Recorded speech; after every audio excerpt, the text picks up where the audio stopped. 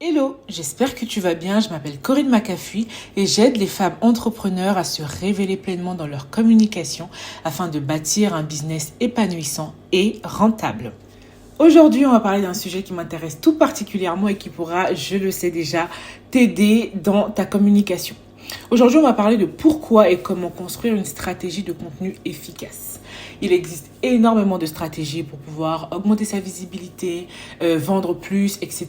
Mais moi, j'aime particulièrement cette stratégie de contenu-là parce que c'est une stratégie qui te permet d'éviter tout ce qui est prospection active. Et je n'aime pas du tout prospecter de façon active, c'est-à-dire que je n'aime pas aller frapper à la porte des gens, envoyer des mails, envoyer des DM sur Instagram, etc. pour aller démarcher en fait des gens. Je préfère que mon contenu travaille pour moi. Donc c'est pour ça que j'ai mis en place depuis longtemps maintenant une stratégie de contenu qui soit efficace dans mon business pour pouvoir attirer les gens à moi à travers mon contenu. Alors le premier point, c'est qu'est-ce que c'est que la stratégie de contenu. Comme je te disais, la stratégie de contenu en fait c'est une stratégie qui va te permettre de mettre le bon contenu devant la bonne personne au bon moment.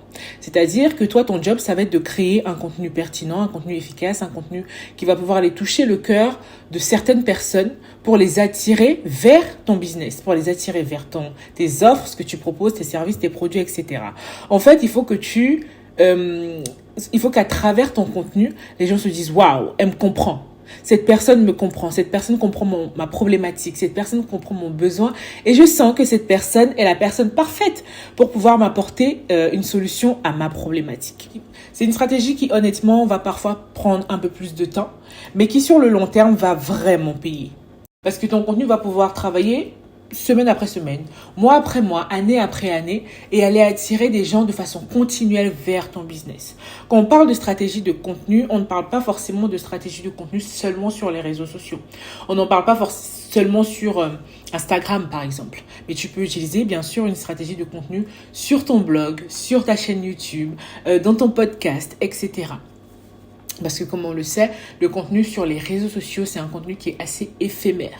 Et même si je parle de façon spécifique d'Instagram, on sait aujourd'hui que les Reels sont sont un format sur Instagram qui permet d'aller toucher des gens c'est un format en fait qui a une durée de vie beaucoup plus longue que les autres formats disponibles aujourd'hui sur Instagram. Mais ça reste quand même quelque chose d'assez éphémère, par exemple, par rapport à des podcasts, à des vidéos sur YouTube ou encore à des blogs, à des articles de blog. Donc, tu peux utiliser cette stratégie sur toutes tes plateformes, en fait, finalement. Et la question que tu te poses là, c'est peut-être, ok, mais comment je fais pour mettre en place une stratégie de contenu qui soit efficace ? Alors voilà, je vais te partager quelques étapes comme un mini plan d'action que tu vas pouvoir mettre en place pour construire une stratégie de contenu efficace. Avant de rentrer dans le vif du sujet, il me semble avoir oublié de te dire au début de cet épisode de podcast que tu peux aller voir dans ma barre d'infos pour aller t'abonner à mon compte Instagram, corinne.macafui, et si tu le désires, aller télécharger mes contenus gratuits pour te permettre en fait d'augmenter ta visibilité ou tes ventes. Toutes ces informations-là se trouvent dans ma barre d'infos, n'hésite pas à les cliquer dessus pour avoir accès à tout ça. Donc, je reviens sur les étapes pour pouvoir élaborer une stratégie de contenu qui soit efficace. Le premier point, indispensable, qu'il faut vraiment que tu utilises, c'est vraiment aller travailler sur ta vision. Travailler sur ta vision. Ici, on parle même pas encore d'objectif, je parle vraiment de ta vision finale quelque part. Alors, n'aie pas peur si tu n'arrives pas encore à définir ta vision de façon vraiment très, très, très spécifique. Mais il faut quand même que tu aies une vision. Il faut que tu saches le pourquoi de cette entreprise, où est-ce que tu veux que cette entreprise t'amène en termes de peut-être de chiffre d'affaires, en termes de mode de vie, en termes de vraiment ce que tu veux faire en fait à travers ce business. Tu n'as pas une entreprise juste pour avoir une entreprise. Tu as une entreprise parce que tu as un but beaucoup plus profond, je le crois. Derrière, tu as un pourquoi beaucoup plus profond qui est beaucoup plus grand, qui te dépasse même certainement. Mais je t'invite vraiment à aller prendre le temps d'aller écrire ta vision. De graver ta vision quelque part, que ce soit dans un carnet, que ce soit dans tes notes sur ton téléphone, que ce soit en fond d'écran sur ton ordinateur. Il faut que tu ailles graver en fait cette vision, que tu as écrit cette vision quelque part. Essaye de faire en sorte que cette vision soit vraiment claire. Mais comme je te disais, Si tu n'arrives pas encore aujourd'hui à la définir de façon hyper précise, c'est pas grave. Mais il faut au moins que tu définisses globalement là où tu veux aller avec cette entreprise. Que ce soit dans 1 an, dans 3 ans, dans 5 ans, dans 10 ans, dans 50 ans. Qu'est-ce que tu veux atteindre en fait en créant cette entreprise? Qu'est-ce que tu veux atteindre véritablement en développant cette entreprise? Qu'est-ce qui te poussera quand tu seras dans des jours où tu seras pas très motivé, etc. Qu'est-ce qui va vraiment te pousser à continuer parce que tu sais que ce rêve que tu as en fait est beaucoup plus grand que juste aller créer du contenu, avoir quelques ventes, etc. Ça va beaucoup plus loin que ça. Quelle est ta vision? Ça, c'est le premier point. Le deuxième point, ce sont les objectifs qui découlent justement de cette vision. Tu as une grande vision, ok, tu veux peut-être accomplir quelque chose, on va dire dans 10 ans par exemple. D'accord, mais qu'est-ce que tu vas pouvoir mettre en place dès maintenant, dans 3 mois, dans 6 mois, dans 1 an, pour commencer petit à petit à aller tranquillement vers cette vision. Il faut que tes objectifs servent véritablement ta vision. Et si tu n'as pas de vision, ça veut dire que tu n'as rien à quoi t'accrocher pour pouvoir aller définir tes objectifs. Le fait d'avoir une vision claire te permet de faire les bons choix, te permet de déterminer les bons objectifs pour pouvoir aller vers cette vision. Alors, tu prends le temps d'écrire ta vision, mais ensuite, prends le temps d'écrire tes prochains objectifs. Ça peut être les prochains objectifs que tu as pour le prochain trimestre, pour le prochain semestre, pour cette année, etc. Mais écris des objectifs qui soient vraiment spécifiques. N'écris pas juste des objectifs. Je veux développer ma visibilité. Je veux plus de ventes. Ça, c'est pas des objectifs. Ce sont des envies, ce sont des désirs. Mais c'est pas assez spécifique. Rajoute des chiffres. Rajoute vraiment des chiffres. Rajoute des deadlines à ces objectifs-là pour que ce soit quelque chose d'assez spécifique et de concret. Ensuite, quand tu as fini de faire ça, il faut absolument que tu définisses ta cible. Qui est-ce que tu veux aider? Qui est-ce que tu veux aider? Et quand je parle de cible, je ne parle pas de définir son sexe, son âge, sa situation géographique, etc. Tout ça, oui, tu peux le définir et ça a quand même son importance. Mais ce qui est encore plus important quand tu définis ta cible, c'est d'aller rechercher la problématique de cette personne, sa frustration, sa douleur urgente. Qu'est-ce que cette personne a besoin de régler là, maintenant? Tu vas aller également rechercher les désirs de cette personne. Quelles sont ses envies? Qu'est-ce qu'elle veut atteindre dans sa propre vie? Quelle est peut-être sa propre vision? Quels sont ses propres objectifs de vie? Quels sont les obstacles, par exemple, qui l'empêchent d'aller atteindre cette vision qu'elle a aujourd'hui? Et comment est-ce que toi, tu peux l'aider à atteindre cette chose-là? Et ça, c'est le point d'après. Quelle est ton offre?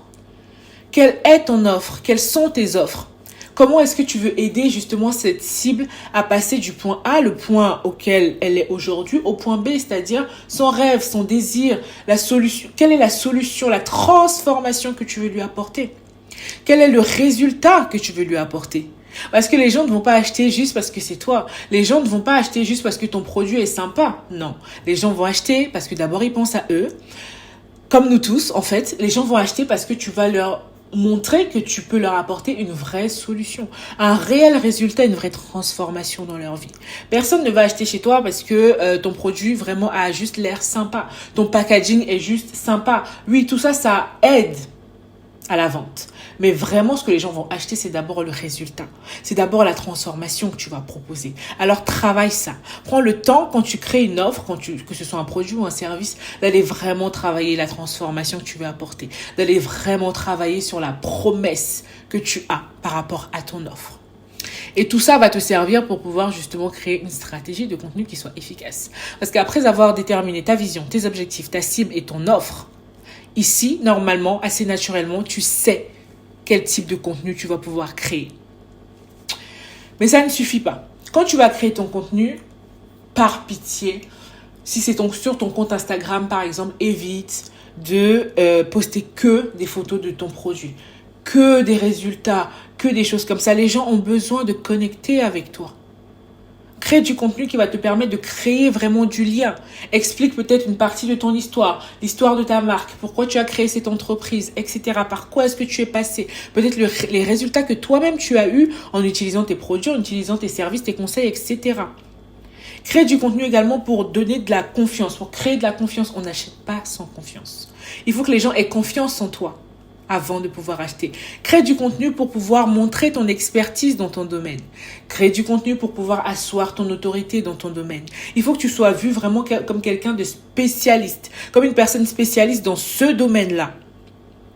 Il faut que quand on pense à un besoin dans ton domaine, il faut qu'on pense à toi en se disant, ah ouais, déjà, j'ai l'impression d'être proche d'elle parce que j'ai l'impression de m'identifier à elle dans son contenu. J'ai confiance en elle de par ce qu'elle me montre, peut-être quand elle me montre les coulisses, les backstage de son entreprise, etc. Ça me permet d'avoir plus confiance en elle, avoir l'impression de la connaître, etc. Et quand elle me donne des conseils, je vois qu'elle a une certaine expertise dans ce qu'elle raconte, en fait. Donc, ton contenu doit te servir à tout ça. Quand tu crées ta stratégie de contenu, il faut pas que tu crées juste un seul type de contenu. Il faut pas juste que tu crées du contenu pour parler de toi. Les gens ont besoin de savoir qui tu es, ont besoin de savoir peut-être d'où tu viens, là où tu vas, etc. Ta vision, tes valeurs, ta personnalité, tout ça, c'est important à mettre dans ta stratégie de contenu.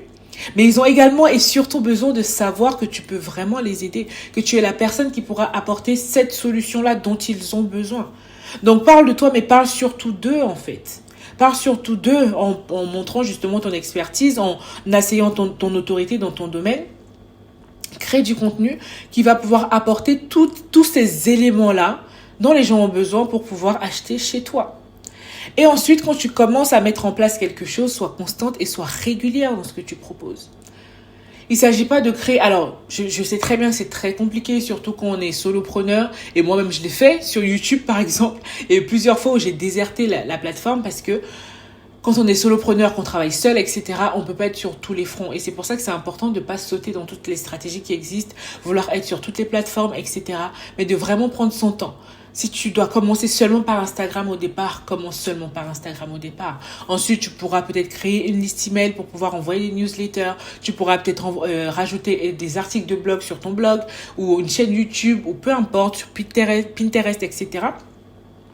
Mais dans un premier temps, essaye plutôt d'être constante et régulière sur une seule plateforme déjà. Parce que le fait d'être constante et régulière va permettre aussi à ton audience de te faire confiance, de te dire, ok, elle me donne un rendez-vous peut-être 1 fois par semaine, 2 fois, 3 fois, 4 fois, 5 fois par semaine sur cette plateforme-là. Je sais qu'en y allant, je vais pouvoir trouver du contenu qui va pouvoir m'aider en fait dans ma situation. Et n'hésite pas dans ton contenu à donner. Souvent, on a peur de se dire, ah ouais, mais si je donne tout, du coup, qu'est-ce que je vais mettre dans mes offres payantes, etc. N'aie pas peur de donner. Alors, je te dis pas d'aller donner tout ton contenu payant, tout ce que tu vas mettre dans tes offres payantes, parce que sinon, en effet, ça ne servira plus à rien d'acheter chez toi. Mais n'hésite pas, ne fais pas trop de rétention d'informations, en fait. N'hésite pas à aller dans ton contenu, à aller donner des déclics aux gens, leur faire comprendre pourquoi peut-être ce qu'ils ont testé jusqu'ici ne fonctionne pas. Aller parler de toi, de tes réussites, de tes échecs, de tes moments de doute, de tes valeurs, de ta personnalité, de ce qui est vraiment important pour toi dans la vie.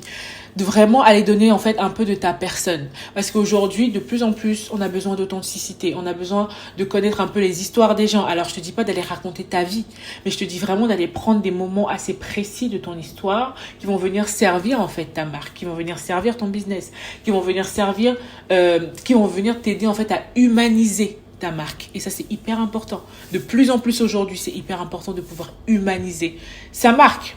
Alors voilà ce dont je vais te parler aujourd'hui. J'espère vraiment que cet épisode a pu t'aider à y voir plus clair, à voir comment tu pourrais mettre toi-même en place une stratégie de contenu qui soit efficace. N'hésite pas à me dire dans les commentaires ce que tu en as pensé. Si tu as des questions également, pose-les-moi dans les commentaires et je serai super contente de pouvoir te répondre. Comme je te disais, n'hésite pas à aller cliquer sur la barre d'infos pour pouvoir aller t'abonner à mon compte Instagram. Et si tu le désires, si tu en as le besoin, aller télécharger mes guides gratuits. Et moi, je te laisse là et je te dis à très très bientôt pour un nouvel épisode. Ciao.